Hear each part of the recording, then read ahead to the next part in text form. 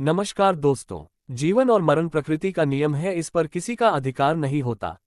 लेकिन समय से पहले मृत्यु होना भी कर्मों का ही फल होता है। अकाल मृत्यु वह मृत्यु होती है जो किसी अप्राकृतिक कारण से होती है, जैसे कि दुर्घटना, हत्या या आत्महत्या। गरुड़ पुराण में इस प्रकार की मृत्यु को विशेष रूप से माना गया है, क्योंकि यह व्यक्ति के कर्मों के हिसाब से नहीं होती। गरुड़ पुराण में लिखा है कि अगर किसी ने अपनी जान ली तो उसे बहुत ज्यादा कष्ट झेलने पड़ते हैं। गरुड़ पुराण में अकाल मृत्यु से जुड़ी बातें गहरे धार्मिक और आध्यात्मिक पहलुओं से जुड़ी हुई हैं।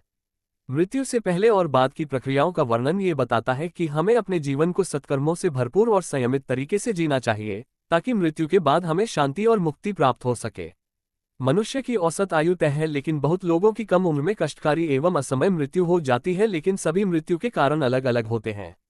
चलिए पुराणों के अनुसार जानते हैं कि क्या सभी असमय मृत्यु को अकाल मृत्यु कहा जाएगा या कुछ कारणों से हुई मृत्यु को।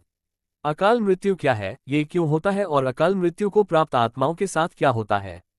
इस संसार में जन्म लेने वाले सभी व्यक्ति की आयु तय है। वैसे तो मनुष्य की औसतन आयु लगभग 100 वर्ष है और वह जीवन के 7 चक्र या फिर 4 फेजों में अपना जीवन पूरा करता है, लेकिन कई लोग होते हैं जो उससे पहले ही मृत्यु को प्राप्त हो जाते हैं। अगर मनुष्य के 4 फेज की बात करें तो ये फेज है शिशु, किशोर, प्रौढ़ और वृद्धावस्था। लेकिन कई व्यक्ति चौथे अथवा तृतीय या फिर द्वितीय फेज तक भी नहीं पहुंच पाते और उनकी असमय मृत्यु हो जाती है। ये अलग बात है कि सबकी मृत्यु के कारण अलग अलग होते हैं। तो सवाल यह है कि क्या ऐसे सभी असमय मृत्यु को अकाल मृत्यु कहेंगे या फिर कुछ कारणों से हुई मौत को ही अकाल मौत कहेंगे। साथ में ये भी जानेंगे कि पुराणों को अनुसार ऐसी अकाल मृत्यु को प्राप्त आत्माओं के साथ मृत्यु के बाद क्या होता है। अकाल मृत्यु क्या होता है।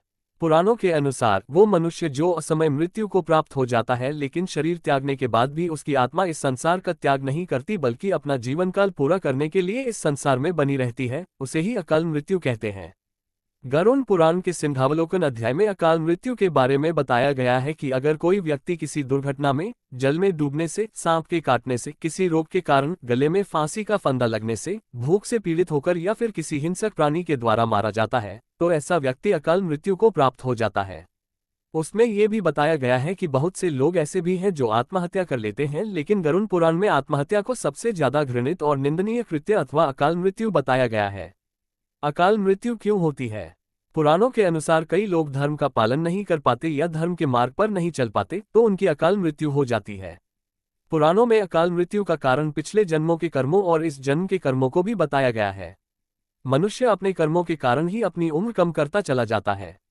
इसके अतिरिक्त गरुड़ पुराण में बताया गया है कि पाप करना, दुराचार, स्त्रियों का शोषण, झूठ बोलना, भ्रष्टाचार व कुकर्म आदि भी अकाल मृत्यु के कारण माने जाते हैं। बहुत अधिक पाप करने पर व्यक्ति अकाल मृत्यु को प्राप्त होता है।